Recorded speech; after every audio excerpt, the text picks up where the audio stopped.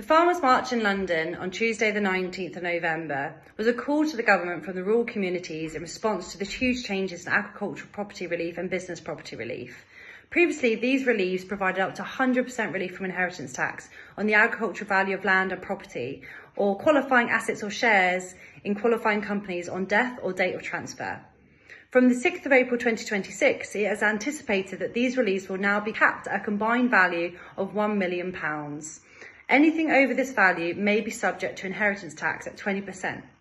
Individuals may also be eligible for their individual inheritance tax thresholds, which is a £325,000 nil rate ban and up to £175,000 of main residence nil rate band if passing down your home to direct descendants. This is, however, tapered for estates over 2 million. Why has there been so much outcry from farmers following the changes to inheritance tax?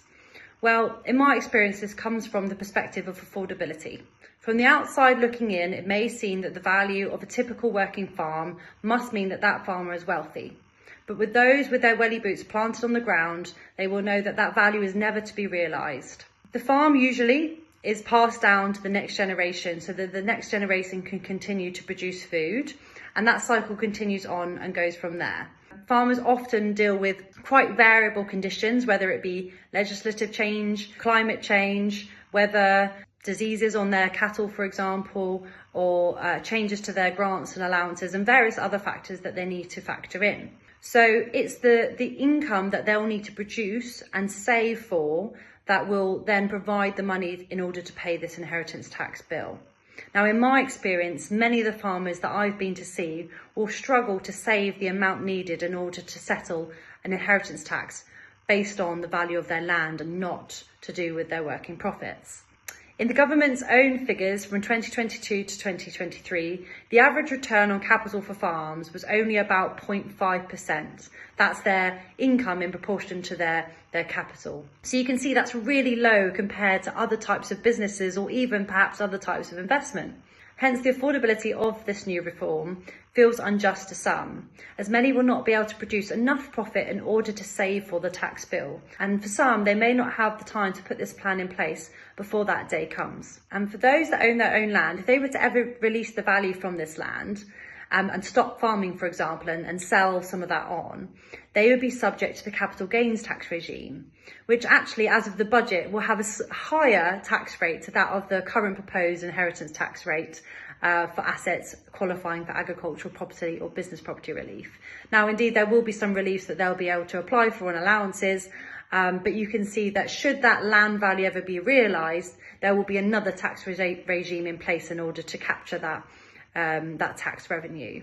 For those not really realising that land value, they will need to plan and save for this inheritance tax liability.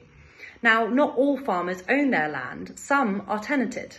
That means, for example, they will rent their fields and their farm buildings in order to grow the crops and raise their cattle and so on to produce their profits. Now, for some individual tenant farmers, they may be caught by this change in legislation, as if they were to add the value of all their cattle and equipment and other parts of their farming business that they own, they may indeed go over these thresholds and not necessarily have the land to sell in order to meet the tax bill. So understandably, there's been a lot of frustration within the rural community. Impacts many of my farming clients. The protest on Tuesday the 19th is a passionate plea to protect the future of British farming and to ensure farms are not sold off due to this tax. I know on Tuesday many farmers did all they can to encourage the government to rethink their legislation and perhaps bring farmers to the table to discuss how this may be best implemented or changed. But what happens if these changes do go ahead? There are ways in which you can plan for this end tax bill should it come into place from April 2026 and help to mitigate those risks, but it is important to do so early and to seek advice.